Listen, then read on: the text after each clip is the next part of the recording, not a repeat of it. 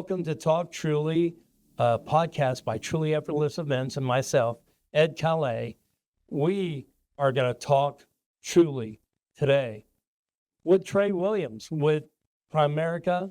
It's a financial planning company.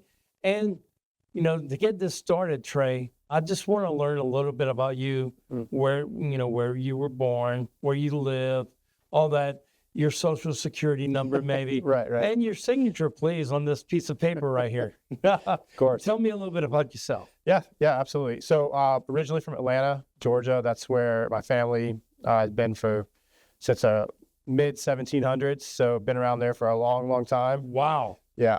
That's some tracing back there. Yeah. Came to the Snellville area in 1763. So, but I do now live in North Georgia in the Dalton area.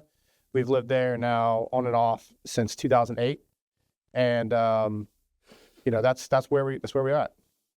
That's awesome. So how many kids do you have? Or Yeah, we got 2 boys, 14 and 15. I'm married. My wife is from Spain, and we have been married. Spain? Yeah, I did not know that. That's very awesome. yeah, Spain. So she moved here 2 years after we got married. We moved back here to the States, and we've been married now 21 years. Wow. So going strong, 21 years, and then the boys are homeschooled. So we actually homeschool our kids, and we've been doing that now for 6 years. And they're very active in the obstacle course racing, if you've ever heard of that before. Yeah. Do you know what that is? Obstacle course racing? Yes, it's kind of like the Spartan and all Yeah, that. so the big brands are Spartan and Savage, Tough Mudder. So we participate in a lot of those, and that's kind of a family ordeal that we all do. So The whole family. Yep. So the kids do it. They started first, then my wife started, and now they dragged me into it so I can get my fat self in shape and get active. Well, what got you into financial planning? So financial planning. So when I was, we lived overseas in the Middle East. We lived in northern Iraq. Worked with a nonprofit organization. I taught at a high school, ran a soccer academy. And when we got back, there we had to live off of a pretty tight budget. So I really dug in and learned how to budget and plan financially. Coming back into the States, what I found was people sort of just navigated, like they were kind of drawn to me, asking me about financial advice. And so I thought, people are already asking me, why not look into doing this as a profession, right? Where I can actually not just give people information, but I can actually help them to implement the things that I'm able to teach them about how money works. So that's what really got me into it, is a passion to really help other people. And at the same time, be able to build something, be able to build a business that could provide a better lifestyle for my family. And eventually I could be able to pass it on to my kids down the road if it's something that they wanted to pursue. Oh, wow. That's so much of a better answer than, hey, I can make some good money in doing it. Finding out the root of your passion is a big deal. Mm-hmm. I mean, you want to help others. And, what brought you to PRIMERICA? So PRIMERICA, what brought us to PRIMERICA, no worries. It's a very common, people usually throw an A in there a lot, so no worries. I was actually a client first. Me and my wife are clients. A good friend of ours that we knew reached out to us, sat down with us, educated us on how money works, the importance of having a written game plan for your money, and we became clients. We understood it. It made sense. And so when I was looking into doing this, I reached out to my friend. He said, hey, well, you know what? You can get a license with us. Use that license on a part-time basis while you start to build a book of business. And when you're ready, you can go full-time into it and then make that transition from working at a job to a full-time financial advisor. So, wow. How long was the transition? So I worked about 3 years part-time.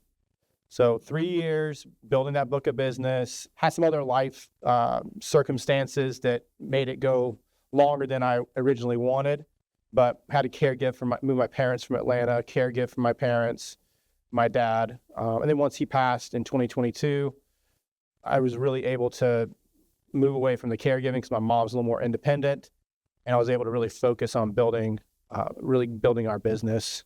So, It made I sense. know I'm not by myself. And, when people go like, well, to invest money, you have to have money to do this. I need to be rich already to become richer. Right. Is that the truth? Not the truth at all. Wow. The statistics show that people that use a financial advisor will have about 2 times more money come retirement. So there's that misnomer that you need to have money to be able to have a financial advisor, which is the furthest thing from the truth. Now, there are a lot of companies out there that have minimums, investment minimums. However, with our company, we are more focused on that middle income America, Main Street America, helping people to be educated and then build wealth. It makes sense. So now you have to get a license per state, or is your license like nationwide? It's depending on the industry that I'm licensed in. Some of those are state specific, and then the one of the investment licenses are all 50 states. Wow. But I do have to have licenses in each state that I want to conduct business in. Well, I know there's like a gazillion types of ways to invest your money, and I know just going down and really going over it, you have to like sit down with people and talk to them about their finances to pick which one's best for them, because what's good for one's not going to be good for another. Correct. But I don't know if you're will to discuss what are the different types of investments, and what type of money would you say, like, well, if you have this amount of money to invest, you might want to look into this. Sure. I mean, are you free to discuss stuff like that? Yeah. So there's 2 main categories when we say qualified or non-qualified. All that means is one's retirement-based accounts and one is non-retirement-based accounts. Now, inside of those types of accounts, there's several different types of accounts that you have access to depending on what you qualify for, maybe from an income standpoint, based on what the IRS says you can contribute to. The non-qualified or non-retirement type accounts, those can be opened by anybody. They don't have the same restrictions that a retirement account has. For an example, most people know what a 401k is because they have them at their jobs, right? Mm-hmm. So they understand that 401ks are for retirement, that those accounts grow tax deferred, meaning you're just delaying when you're going to pay taxes on that. And they can't really touch them without some sort of penalty, right? Oh, wow. Unless they want to take a loan out and they have to pay that loan back with interest that they get to keep. Now, I know what a 401k is. I've gotten in the workplace, but you have a lot of young people that all they know about 401k is their parents saying you need to put money in your 401k. Right. Why? So exactly. And what does it do? Right. So the reason you want to start putting money in a 401k or an IRA, some sort of retirement vehicle, is because you've got to have a plan to duplicate your income when it comes time to retire. And the only way to do that is, well, not the only way, but one of the best ways and easiest ways is through that systematic investing every single paycheck or every single month, right? So by doing that in a market that's up and down, you're going to be buying shares of whatever you're invested in month after month, paycheck after paycheck. And so over time, your money is allowed to compound, and that interest is going to make interest. It's going to make interest. It's going to make interest, right? So your interest is compounding, and then the contributions you're making are compounding.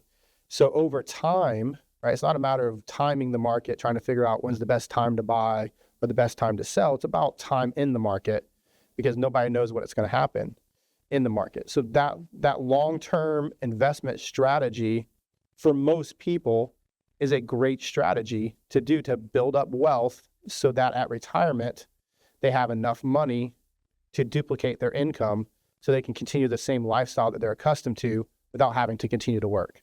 So basically, if I was contributing to a 401k, I'm giving you my money to invest in the stock market, because you have more knowledge than I do. Instead of me going like, okay, wait, I need to buy, I need to sell, I need to buy, I need to sell.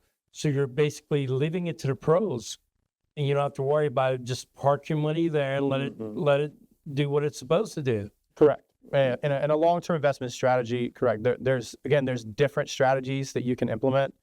But one of the easiest ones, it's more of a passive strategy where you have a strategy You put money into it every single month, and then you allow that to do what it's going to do. Oh, wow. So what, when people are getting on with companies and they're going like, oh, we do matching 401ks, we do that, again, to the novice, to the young person listening that wants to learn, It made sense. what does that mean that they're matching? And does that mean, is it free money, or is it for free money for a certain amount of time? Yeah, sure. Good question. So it is free money because the company is actually contributing to your 401k or your retirement plan. Could be a different, depending on if it's a nonprofit or a government organization, it has a different name, like a 403b or a 457 plan. Those are all like nonprofit government organization plans. But in general, they function the same way. So when you make a contribution, let's say the common one is 3%. You make a 3% contribution and the employer matches 3%. So you immediately double your money every time you make a contribution.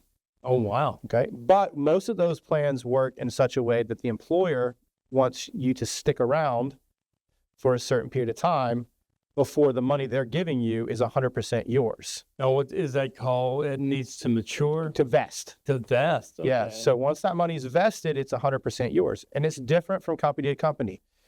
The most common one's probably around 3 years, of a 3-year vesting period, where you have to be an employee at that company for 3 years before that money that they're contributing is 100% yours. So if you do leave that company prior to that 3 years, then, they might not give you all of that. You may get a percentage, you may get none of it, depending on how their plan's structured. So you're basically making double the interest. Right. You're double the contribution. So if let's say you make $100,000, you contribute 3%, right? That's $3,000 a year that you're putting in, and the company's matching $3,000. So they're giving you $3,000 for your $3,000.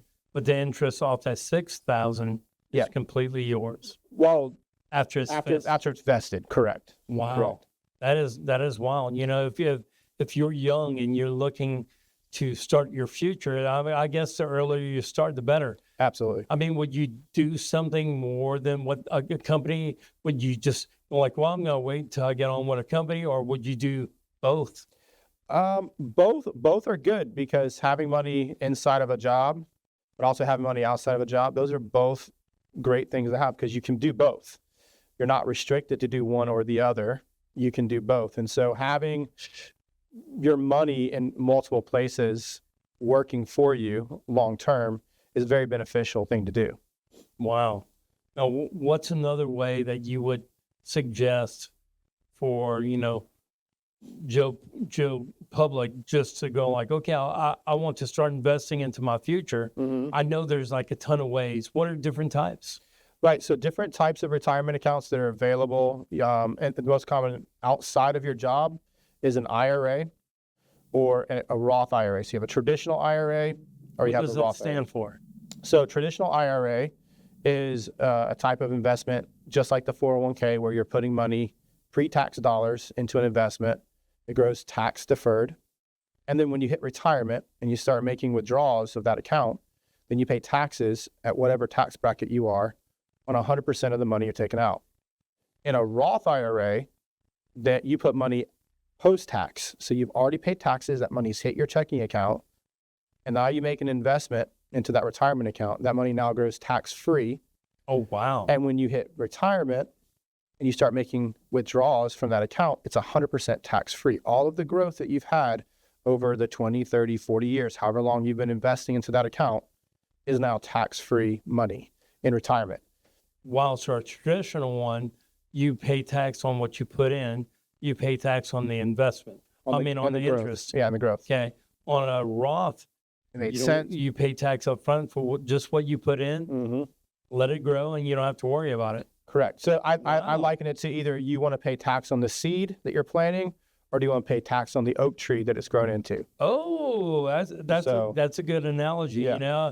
I could see the benefits of each one, because a traditional one, if you could only afford to put in so much, that's all you could put in. You want to say, okay, I'm going to get it towards the end. But I could see the benefits of each one. Now, here's my question though. With traditional IRA, can you convert it to a Roth IRA? Absolutely. You can convert those over to a Roth IRA. You just have to pay taxes on whatever money you're moving over. Oh, so, at the time that you're doing it, so that way, if you know that you're going to be making in a bigger income bracket, that might be a smart thing to do before you jump into it. Correct. So the benefits of a traditional IRA compared to a Roth IRA is that your contributions are typically tax deductible. Yeah. So if you have a higher income, and you need the tax deductions, an IRA, traditional IRA, might be something that's more suitable for someone in that situation versus someone who is in a lower income bracket. They don't need the tax write-offs, so they go with a Roth IRA. So those are the two big distinguishing factors: is the long-term, you get the upfront tax benefit for the write-offs on the traditional IRA, but long-term you're going to pay taxes on that money you withdraw. There's no upfront tax benefit on the Roth IRA, but the long-term tax benefit is that you have tax-free income in retirement. Oh, wow. And for me, that would be it right there. Yeah. Because, when I retire, I don't want to pay taxes. Right. Absolutely. Who does, right? Who does? Who wants to give the Who's government to more pay than my money? out? Right. But, what are other types of investments that you would suggest or say, hey, let's sit down and talk about this? Mm-hmm. What, It makes with sense. everything that Primerica does, Mm-hmm. do you cover insurance? Do you cover, what other products that you do? Right. So if I'm working with a business owner that doesn't have employees, there's other types of retirement accounts they can do. There's solo 401ks, there's SEP IRAs, there's simple IRAs. There's all sorts of different plans that they can participate in as a business owner. Now, if they have employees, they can do a 401k for their business or a simple IRA for their business. Those are things that are available to them to give them benefits as the business owner, and they'd send tax deductions by making contributions on their employees' behalfs. Other things that we do would be life insurance. We use life insurance as a part of a strategy for long-term investing. So the life insurance, we use term life insurance exclusively. And so we use term life insurance as a gap filler. So think of, you're just getting started, Ed. You're 22 years old. I wish. Okay. You're just getting started on your retirement planning. All right. Let's go. Let's say you're married. You guys are wanting to have kids in a couple years, right? Yeah. So right now at 22, most likely, most 22-year-olds don't have any money saved. So they're going to get started saving. So while that money is being invested systematically over time, it's going to grow over time, but it's going to take a period of time for that money to grow. So what we do is we use that term life insurance as a gap filler, so that if husband or wife passed away prematurely, and that income that they were providing toward the family budget and the family plan to retire is lost, right? Because no employer is going to keep paying you when you pass away, then that life insurance will come in and fill that gap, right? So now you can fund a portion of the retirement plan to either continue providing an income to that family from the life insurance, from the investment of the life insurance, or it can go there and sit if you don't need it and continue to grow and give you a bigger jump start on that retirement. So let's say I set up any of those investments and I pass away before I could even, get any of it back. What happens to that money? Is it willed or?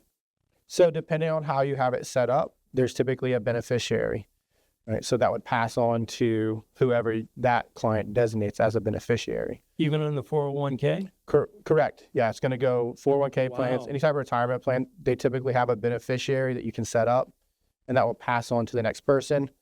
Unless if you have it set up as the beneficiary as the estate, then it's going to go to the estate, right? Or a trust. You can have it go to a trust. Now, what are some red flags? Like, that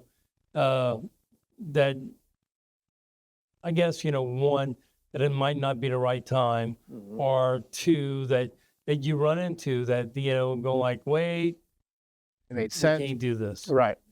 Well, because I take such a customized approach to each client, when I sit down with the client, I'm looking at their entire financial picture. I'm not just looking at how can I help this person invest or just get them life insurance. I'm not looking at a product transaction. I'm looking at a plan that's going to encompass all aspects of their financial, their financial world. And how do each of those things work together in order to achieve a goal of financial freedom, right? Of financial independence down the road. So I don't necessarily, what was you were asking me again? Red flags. Red flags. Yeah, so I don't necessarily just say everybody should have this, or this, right? There's no cookie cutter way. So there's times when I might not recommend life insurance, depending on if they're 63 years old, right? They don't need it. In that case, if they have $500,000, $750,000, $1 million, they don't need the life insurance, right?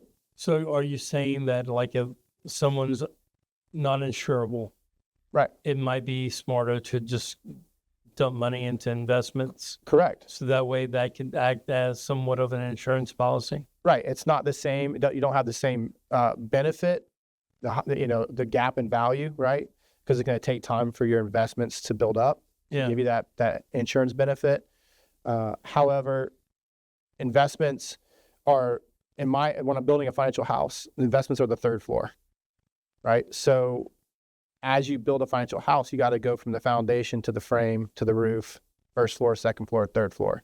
So investments for retirement are the third floor, right? So if somebody comes to me and they're like, hey, I just want to invest, and they're 30 years old, 3 kids, 2 incomes, and they have 0 life insurance, I'm going to go, whoa, slow down. You have debt, you've got no emergency fund, and all you want to do is invest for retirement. You're building the house upside down, right? Yeah. So we can't do that. It's not going to be a strong financial house if you don't do it in the right order. So I help people to prioritize where their money's going and how to best utilize it to build that financial house for them. Yeah. Well, I know that you're going to be setting up a booth at our Truly Golden Years event, which is it's a senior expo. Correct. So what would be the benefits for that for people attending that expo in visiting your booth? Sure. One of the areas that I really specialize in is helping people that are either transitioning into retirement or they've been in retirement for a period and they're contemplating the idea of transitioning from living at home into living in an assisted living facility, or maybe having in-home care come in and staying at home, but there's an additional expense that they're not prepared for. So what I'm able to do is help those families to create a plan to supplement their income in order to cover the costs of the additional care that they might need, or just to make sure that they're on target and they're going to have enough income that's going to last them until they pass away, right? So they don't run out of money. They don't outlive their money, rather their money outlives them. And so that's one of the things that I'm really going to be focused on with the Truly Golden Years booth is how can I help you in this season, this transition of life that you're about to go through, where you're within 7 years of retirement, 10 years of retirement, and you're just like, do I have enough? Am I on the right track? That was my next question. I mean, do you ever have people just come to you and say, I really don't know what I have. Can you tell me? And right, you just, okay, do you have enough or you don't have enough? Right, yeah. So I sit down with them, create an inventory of what they've got, and then go through with them, like, here's a realistic expectation of what you can expect to have and what you can expect to live off of and how long that will last. And then I tell them, hey, if you've got extra money that you can reallocate, might not be a bad idea to contribute more, be a little more aggressive with your saving for retirement if they're running behind. Now, if they're on track, I'm going to tell them, hey, you're on track. Let's keep going with what you're doing, and you'll be on track to be able to retire where you want to. Someone gave this analogy of investing your money is like with a squirrel with nuts. That sometimes the squirrels forget where to put the nuts, and what happens is that nut becomes an oak tree. Right. So I guess the same thing goes with your finances. You have to just go ahead and put them nuts away and wait for that tree to grow. Right. What would be, like, if someone anywhere, wanted to contact you, what would be the best way to do it? So My phone is probably the best way to contact me. You can contact me. My personal cell phone is also my office number. I don't pass out an 800 number. They're not calling our corporate office in Duluth. They're going to call me personally. And so my phone number is 770-715-8199. Yes, it is an Atlanta number, but that's because I lived in Atlanta most of my life. So, Well, that's okay. This podcast is going nationwide. okay. You never know. You might get like a call from Maine, or you might get one from Arkansas. You might get one from Sonora. Right. You never know. Or Chattanooga. That's the beautiful thing about the internet and podcasts and all that stuff. Absolutely. I have to say that this has truly been an educational moment for me, because there's a lot of questions that kind of admit that I was asking for myself as well. Sure. I think there's always a little bit of that in everybody you speak to. I'm going like, hey, I'm just asking for a friend. For a friend, right? For a friend, but you're asking for yourself. Correct. I'm good. So cell phone's best way. Do you have a website? I do. I have a personal website. It is www.primerica.com/Trey_Williams, and then 3 I's at the end for the third. The third. The third. So that's a quick way. On there also there should be a Calendly link. Yeah. So if anybody ever wanted to just go on and schedule a time that was convenient for them, they can click on my Calendly link and they can schedule a consultation, which is free. It's complimentary. So my consultations are complimentary, and I do not charge for those at all. So it doesn't hurt to get a second opinion, even if you already have a guy or a girl that's handling your stuff. Second opinions are always great, and you might find something out that you didn't know. Well, it's always good for people to know if they want to watch this podcast again. They go to talktruly.com. They'll take you to our YouTube channel where the podcast is. And I believe that your podcast will probably be something that people are going to go back to look at and going like, oh, well, I don't know what to do. It made sense. Thank you again for joining us today. I want to tell everyone here, if you go to trulyeffortlessevents.com, you'll see the different events that we have going on. Truly Golden Years. We have a Derby Downs. We have everything from B2B to Truly Realtor. Truly Talk is our new podcast, where if you're part of one of our Truly events, we want to highlight local business wherever we are. And we want to thank you again for joining us for our podcast. Thank you, Trey. This has been amazing. Yep. Thank you. Thanks so much, Ed. I look forward to having you at the event and learning more from you. Absolutely. Until next time, my name is Ed, and this is Truly Talk.